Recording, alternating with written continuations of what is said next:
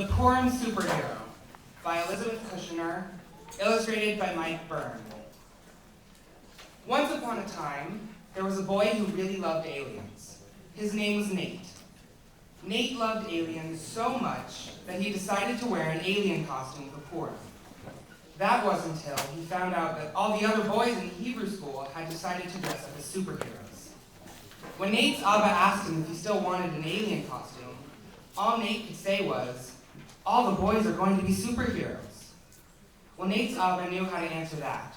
No, not all boys have to be the same thing. Nate thought about how most kids had a mom and a dad, not a daddy and an Abba. "Abba," Nate asked, "do you ever just want to be like everybody else?" Abba looked at Nate. "You know the Purim story?" Abba said. "Queen Esther saved the Jews because she didn't hide who she was. She told King Ahasuerus she was Jewish and that her people were in danger. Sometimes showing who you really are makes you stronger, even if you're different from other people." As human beings, we can all connect to Nate's struggle with his sense of individuality. But as high school students, our own personal struggles are intensified and magnified within our microcosm of society. As a community and as an age group, we put such pressure on ourselves to conform to the norm and to maintain the status quo. So we grapple in a never-ending wrestling match between who we know ourselves to be and who the people who our peers expect us to be. In Parashat Vayishlach, we read the famous story of Jacob's struggle with an angel. In waiting to reconcile with his brother Esav, Jacob wrestles with the messenger of God. The angel realizes that he is lost, so he blesses Jacob and changes his name to Israel, meaning he who struggled with God. Every one of us struggles against the angel of conventional standard, and every one of us can become Israel and be blessed with unhampered personal expression. 7th grade began a confusion that sat and weighed itself on my shoulders. I did not know what to think because my thoughts would just continue to betray me. I thought I was normal, just artistic. I thought I was normal, just mature. I thought I was normal, just a late bloomer. I thought I was normal, just feminine. My issue composed itself of the just, of my rationalization of variance. I confused myself because these justifications of my normalcy contradicted themselves. I was adamantly normal, and so I could not be those just parts of myself. At that point, I could only accept the normal in myself, but that normal did not make me.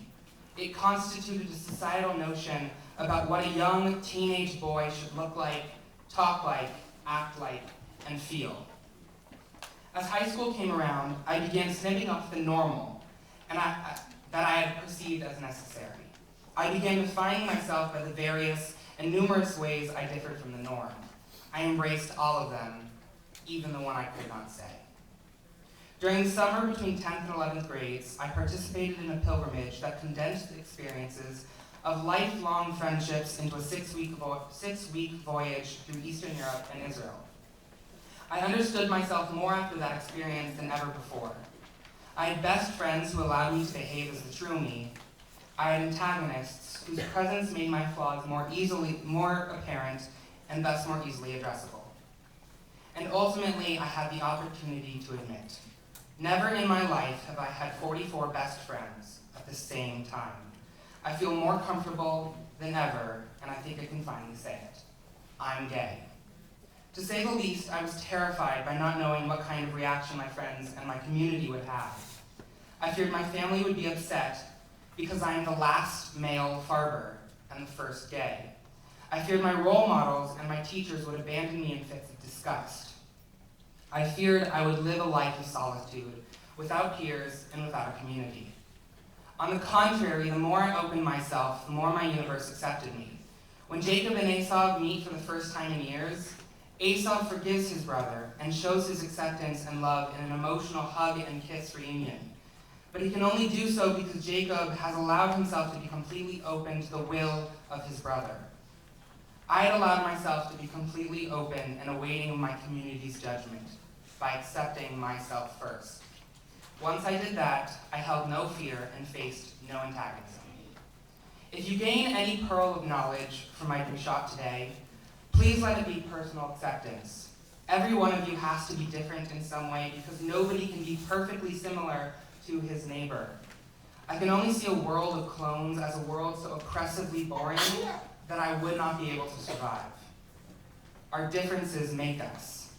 Hannah and Emma, my two sisters, are both nice Jewish girls, San Fernando Valley natives, Camper Ma Chanikot, and Jewish day school lifers.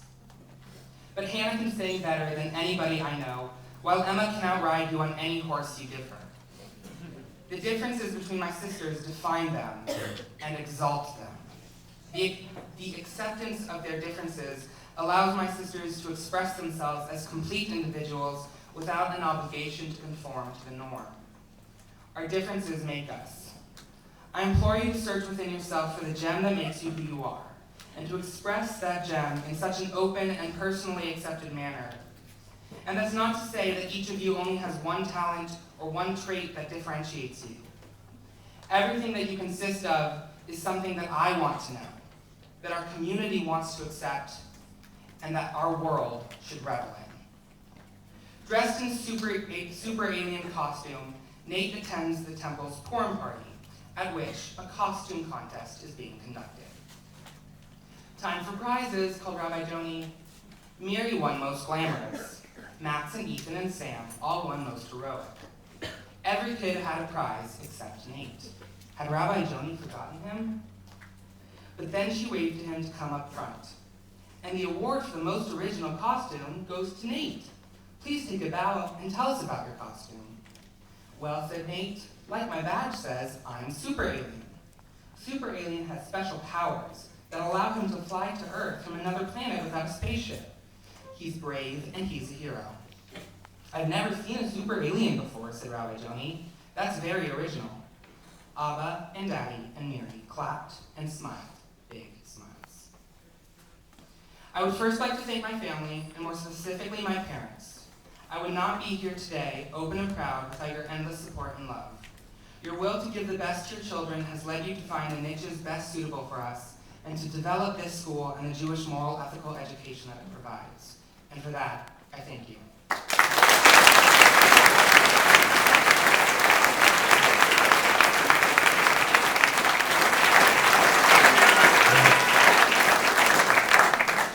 Dr. Powell, I want to first say how revered you are by the entire student body. You lead by actions and by examples.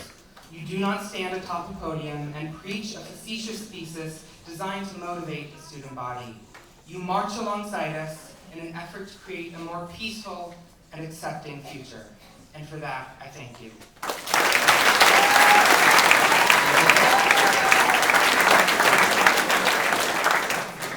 To my teachers and my mentors, I am in awe of the way you tirelessly invigorate and inspire your students. Every one of us has changed me for the better. Every one of you has changed me for the better, and has played a role in my development into a mature and ethical Jewish young adult. And for that, I thank you.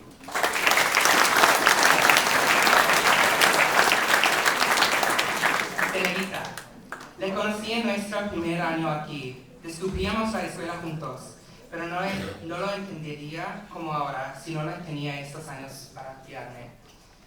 En una obra que leímos este año, que se llama Dos Palabras, Belisa Crepusculario vende palabras. Y a quien le comprara 50 centavos, ella le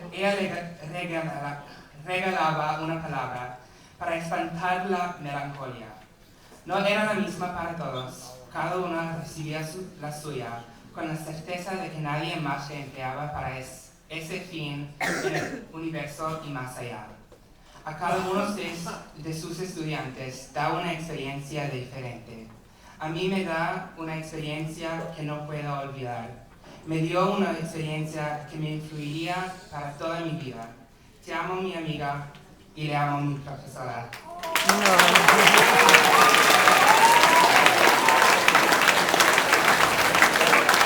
Finally, I thank the class of 2013.